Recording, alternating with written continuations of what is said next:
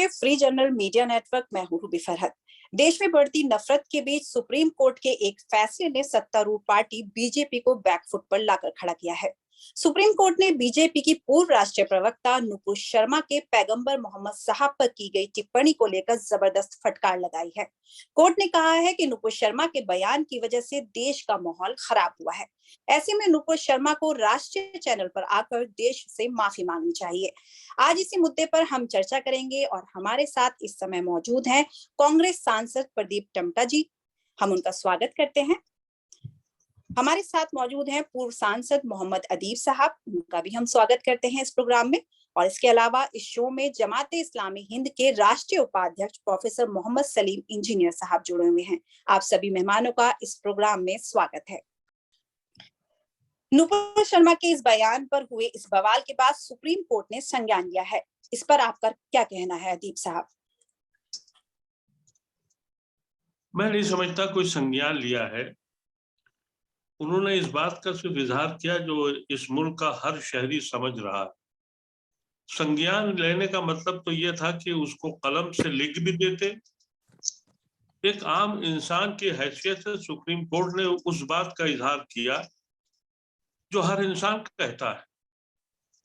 तो supreme court को जब ये चीजें मालूम है तो उसको लिखा क्यों नहीं?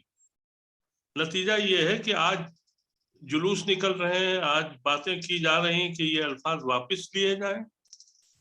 ये तो मैं नहीं समझता कि सुप्रीम कोर्ट ने कोई बहुत बड़ा कारनामा किया है। बहैसियत एक शहरी के, एक आम शहरी के, जो ये देख रहा है ये मुल्क रोज टूट रहा है नफरत की बुनियाद पर, इसको लिख देना चाहिए था। अगर सुप्रीम कोर्ट एज ए जज बोल रहे थे, मैं समझता हूं कि ये नाइंसाफी हुई है। जज जब ये कह रहे हैं बहैसियत इंसान के और एक हिंदुस्तानी के और एक दर्दमंद इंसान की हैसियत से, वो ये कह रहे हैं कि मुल्क बर्बाद हो रहा है और तुम्हारे पास पूरी कुव्वत है, तुम सुप्रीम कोर्ट के जज हो, तो इसको लिख देना चाहिए था। अगर लिख दिया होता तो आज उस पर एक्शन हो गया होता। दिन भर डिबेट इस बात पर हो रही है कि सुप्रीम कोर्ट ने एक टिप्पणी करी है।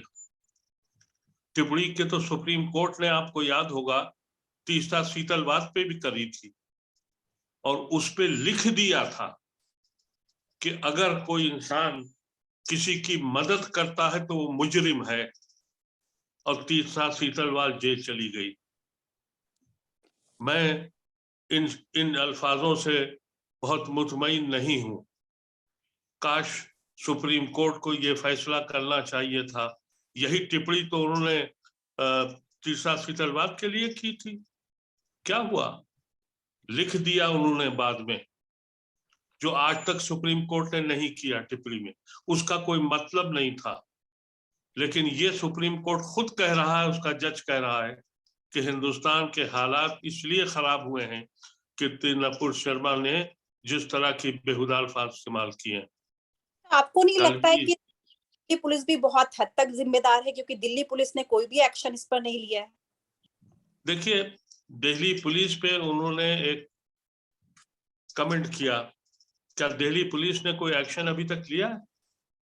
आज ही मैंने देखा कि जिसका हवाला दिया गया कि मोहम्मद जुबैर को अभी 1 महीना और जेल में रहना है। तो आप कैसे कह सकती हैं कि बहुत बड़ा इनकलाब पैदा हो गया है? हाँ, गुफ्तगू के लिए बहुत अच्छी बहस शुरू हो गई है। हम सब बहस करें और हम सब कुछ कहें कि इस मुल्क में सुप्रीम कोर्ट भी है। मैं समझता हूं कि सुप्रीम कोर्ट के ऑनरेबल जजेस ने सिर्फ इस बात का इजहार किया जो हर हिंदुस्तानी जो इस मुल्क से मोहब्बत करता है और जो इस मुल्क के आइडिया ऑफ इंडिया को पहचानता है, उसकी दिल की आवाज को उन्होंने दोहराया, लेकिन लिखा नहीं। अगर लिख दे तो गरिमा बढ़ जाती सुप्रीम कोर्ट की। हमले को कैसे लेते हैं? इंसान उन्होंने ये बात कह दी, हम सब खुश हैं, लेकिन अमल इस पे नहीं होगा। और अगर अमल होना चाहिए था और अगर दिल्ली पुलिस को शर्म आनी होती तो वो चंद मिनट के अंदर इस पे केस करते थे। ऐसा नहीं हुआ है। बल्कि यहाँ गुड़गांव में भी हंगामा मचा, उदयपुर में भी हुआ, जयपुर में भी हुआ, और अब तो जुलूस निकल रहे हैं कि आप इनको माफ कीजिए और अपने अल्फाज वापस लीजिए। मैंने कई ट्विटर अकाउंट्स पे देखा कि ये अपील चल रही है कि जज साहब अपने कमेंट्स को वापस ले लें। तो ये एक मैं समझता हूं कि एक ड्रामे में एक और पहलू जुड़ गया है। मैं तो इस अंदाज से देखता हूं, क्योंकि मैं बहुत मायूस हूं अपने मुल्क के हालात से। हो सकता है कि मैं नेगेटिव मेरी सोच हो, लेकिन हकायक सामने है और हक बात कहना हर इंसान की जिम्मेदारी बनती है कि हक बात कहने का हौसला रखे। और मैं ये कहता हूं कि जज साहब ने कमी की, उनको लिखना चाहिए था। अगर उनका दिल ये कहता था, अगर ये वो महसूस करते थे, हिंदुस्तान के सबसे बड़े अदलिया के वो रखवाले थे, मुंसिफ थे, तो मुंसिफ को उस पर अमल भी करना चाहिए था। ये तो वही प्रमोद अल्फाज हैं जो हम और आप बैठ के ड्राइंग रूम में करते हैं। एक बयान दिया है कि इसी पर राहुल गांधी ने कहा है कि बीजेपी और आरएसएस ने देश को तोड़ने का काम किया है। तो आप पिछले 70 सालों से आपकी सरकार रही है, ये काम एकदम तो हुआ नहीं है 7-8 साल में। प्रदीप टम्टा साहब, आप इस पूरे मुद्दे को कैसे लेते हैं?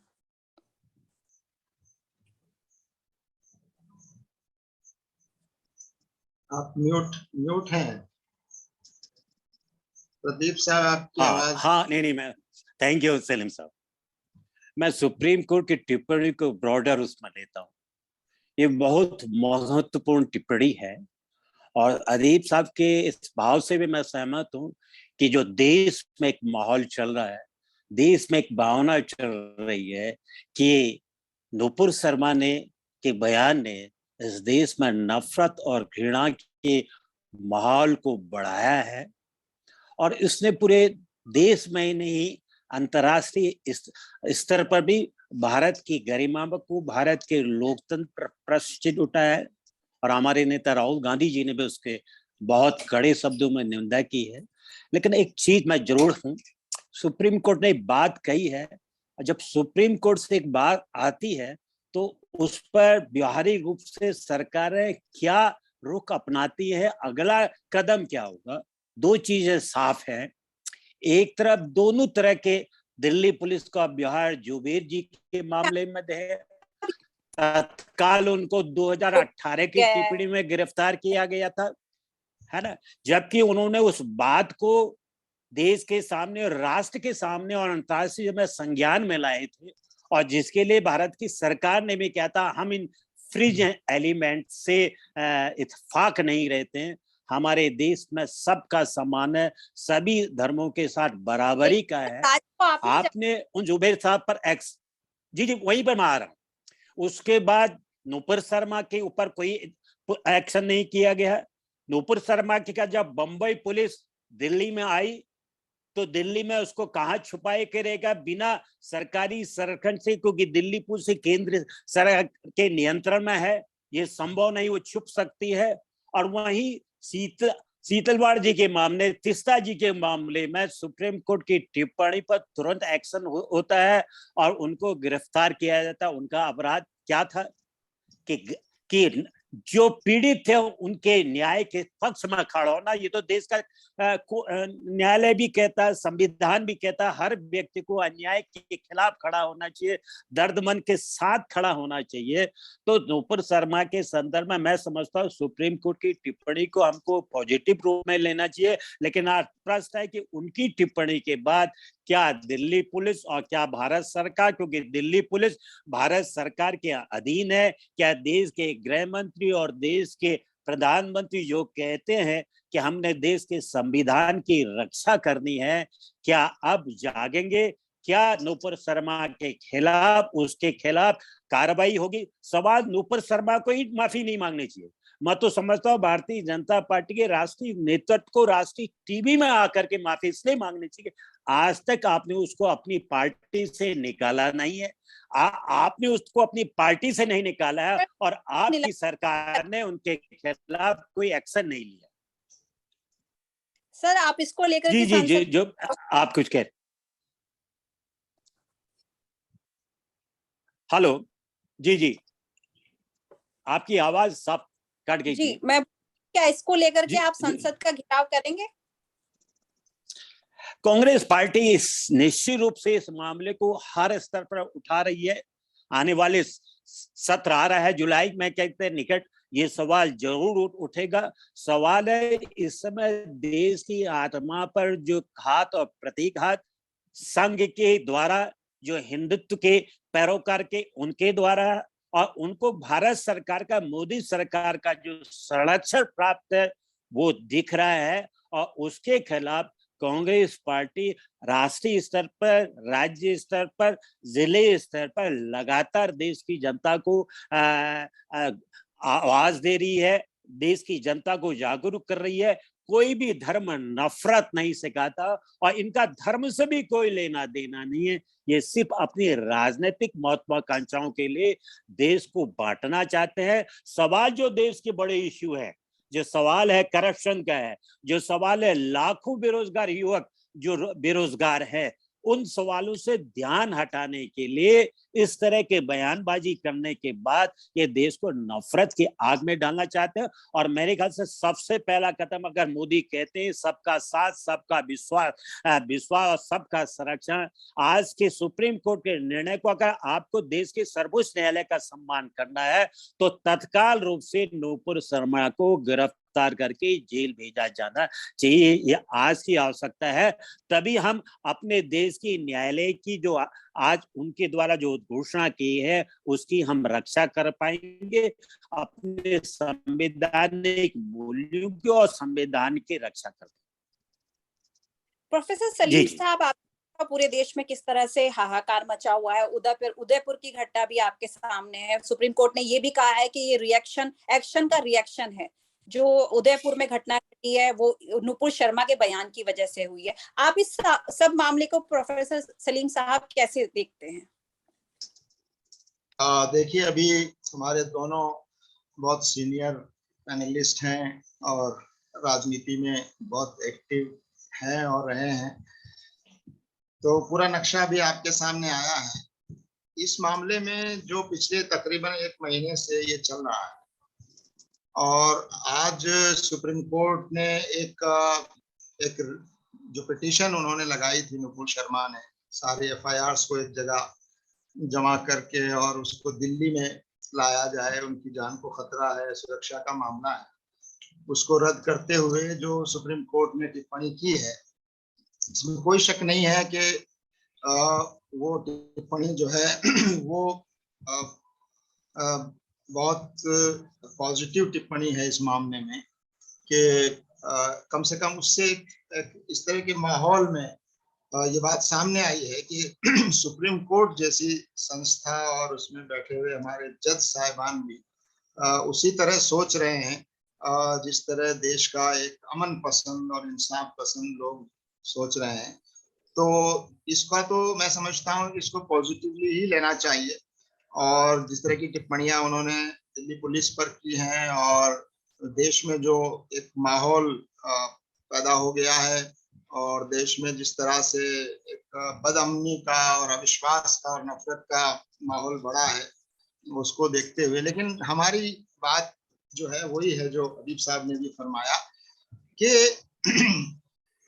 मसला इससे आगे का है और वो ये है कि अगर नुपुर शर्मा या जो पार्टी से जिससे उनका ताल्लुक है वो अगर माफी भी मांग ले तो यकीनन उससे एक पॉजिटिव मैसेज तो जाएगा, मगर इंसाफ नहीं होगा। ये कहा है नुपुर शर्मा को कि आप टीवी पर आकर के माफी मांगे, तो आपको क्या लोगों के बीच जो प्रतिक्रियाएं हैं वो रुक जाएंगी टीवी पर माफी मांगने से? वही कह रहा हूँ, अगर वो माफी मांगते हैं तो उससे कुछ फर्क तो पड़ेगा, यानी उससे एक माहौल में कुछ नरमी तो आएगी उससे, लेकिन इंसाफ नहीं होगा। इंसाफ का तकाजा तो ये है कि उनके खिलाफ जो एफआईआर दर्ज हैं और अभी तक उनके खिलाफ कार्रवाई नहीं हुई, उनकी अभी तक गिरफ्तारी नहीं हुई।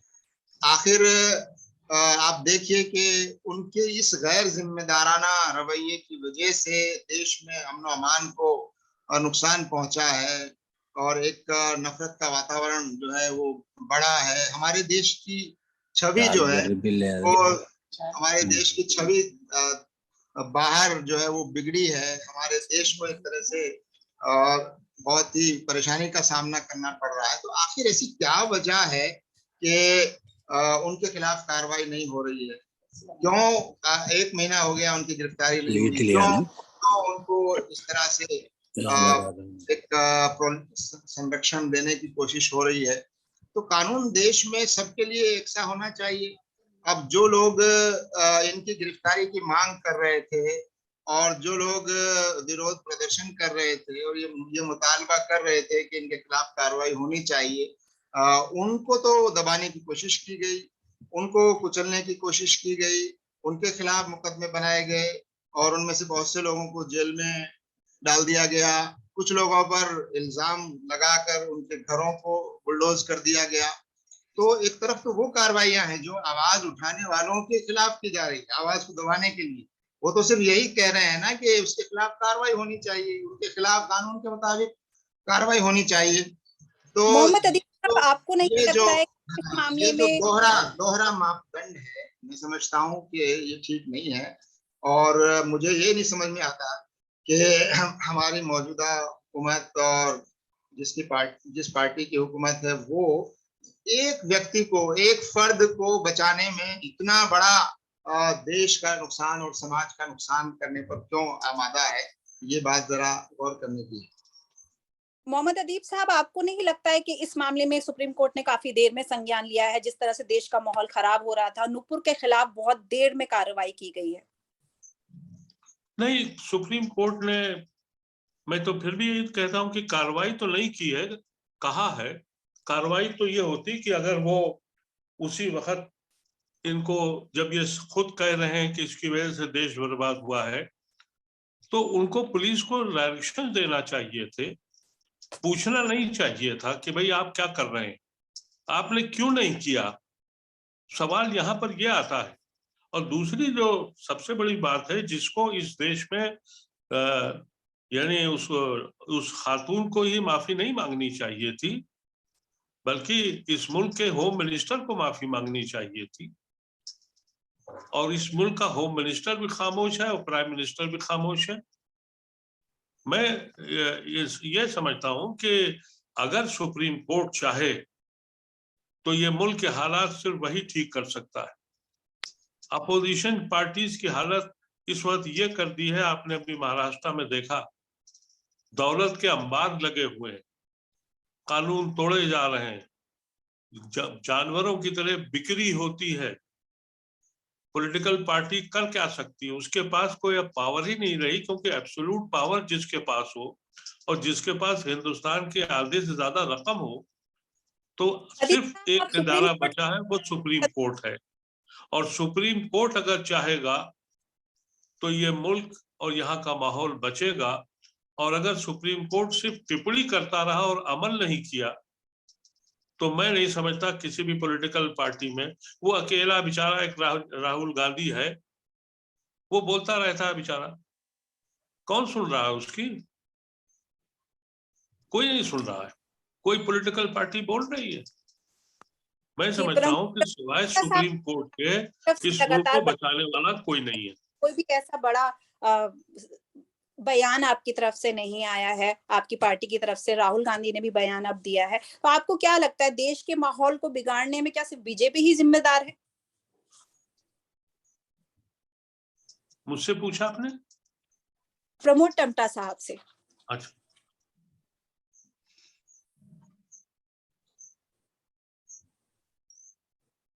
आपका ये म्यूट है आप।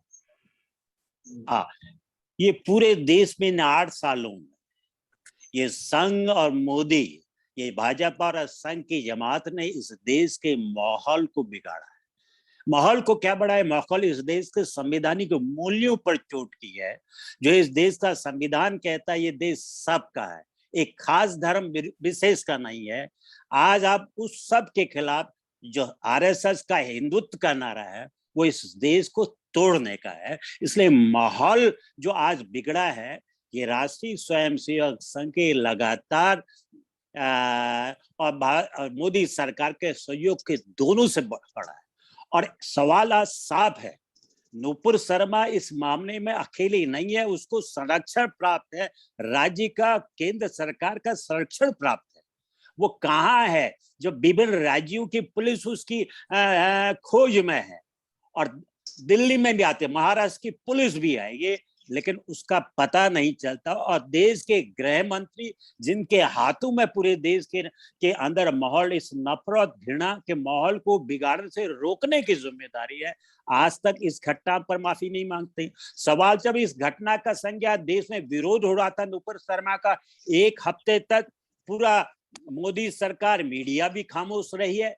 जब अंतरराष्ट्रीय मंच में माना, तब आपने कहा ये फ्रिंज एलिमेंट है। आखिर fringe element Bharatiya Janata party की राष्ट्रीय प्रवक्ता कैसे बन गई? तो ये एक, मैं जो समझता हूं, हमारे राष्ट्रीय नेता राहुल गांधी लगातार इस बात को दोहरा रहे हैं कि इस समय जो विचार, जो देश के अंदर जो संघर्ष चल रहा है, दो विचारों का है। ये साधारण पॉलिटिकल लड़ाई नहीं है। एक जो भारत के संविधान की मूल मान्यताओं को तोड़ना चाहते हैं, ध्वस्त करना चाहते हैं। देश को आज इस चीज को समझना पड़ेगा, और कांग्रेस पार्टी लगातार मांग कर रही है कि नूपुर शर्मा जैसे तत्वों के खिलाफ कार्रवाई की जाए। हमने मांग की है कि तत्काल गिरफ्तार की जाए। अब तो सुप्रीम कोर्ट ने भी साफ और स्पष्ट कर दिया है, जब तीस्ता सीतरवाड़ की टिप्पणी का बहाना लेकर के आप न्याय के पक्ष में खड़े कार्यकर्ताओं को जेल के अंदर डाल सकते हैं, और जिसमें सलीम साहब जी में अब क्या कहते हैं, इन हालात को किस तरह से लेना चाहिए? इन हालात में क्या करना चाहिए? देखिए, इन हालात में सबसे बड़ी जिम्मेदारी तो सरकार की है, और सरकार की जिम्मेदारी है कि वो सरकार में बैठकर कानून के मुताबिक लोगों के खिलाफ कार्रवाई होनी चाहिए, जो कानून हाथ में लेते हैं और जो इस तरह की नफरत फैलाते हैं, जिनकी वजह से देश का माहौल बिगड़ रहा है, जिनकी वजह से देश की छवि जो है दुनिया में खराब हो रही है। दूसरा, मुझे बात ये कहनी है कि हमारी जो पुलिस और एडमिनिस्ट्रेशन और लॉ एनफोर्सिंग एजेंसीज हैं, उनको चाहिए कि वो सियासी पार्टियों और पॉलिटिकल पार्टीज या सत्ता में बैठी हुई पार्टीज के एजेंडा को आगे बढ़ाने का टूल नहीं बनना चाहिए, बल्कि उनको आजादी के साथ कानून के मुताबिक, संविधान के मुताबिक उनको कार्रवाई किसी दबाव के बगैर करनी चाहिए। तो ये पुलिस और एडमिनिस्ट्रेशन की आजादी और उनका जो उनकी जो फ्रीडम है कानून के मुताबिक काम करने की, मुझे लगता है कि उस पर जोर होना चाहिए। और तीसरी बात, जो समाज में जो सोशल एक्टिविस्ट हैं और धार्मिक लोग हैं, अलग अलग धर्मों के, और बड़ी संख्या में जो लोग हैं वो शांति और सौहार्द और आपसी भाईचारे को ही चाहते हैं, ऐसे लोगों को आगे आकर समाज में इन चीजों के खिलाफ एक जागृति पैदा करने की जरूरत है कि ये जो लोग धर्म का नाम लेकर नफरत फैला रहे हैं, समाज में दूरियां पैदा कर रहे हैं, ये देश के लिए भी नुकसानदेह है और इनके खुद के लिए भी नुकसानदेह है। देश हमारा तभी तरक्की कर सकता है, अमन अमान तभी रह सकता है, जब एक दूसरे का आदर होगा, सम्मान होगा, और सबको बराबरी के साथ देखा जाएगा, और कानून भी सबको बराबर निगाह से, कानून की निगाह में भी सब लोग बराबर होंगे, और ऐसा होता हुआ नजर आए। तो मुझे लगता है कि सभी को, राजनीतिक पार्टियों को भी, धार्मिक लोगों को भी, सरकार को, पुलिस को, इन सबको अपना अपना रोल अदा करना है। और खासतौर से जो मीडिया, जो एक खास पॉलिटिकल एजेंडा के तहत मीडिया का बड़ा हिस्सा काम कर रहा है, उसको भी अपनी जिम्मेदारी समझनी चाहिए कि उनकी वजह से भी माहौल देश में। आज इस बहस में इतना ही। आपने पॉजिटिव कमेंट के साथ इसका अंत किया है। बहुत बहुत शुक्रिया आप।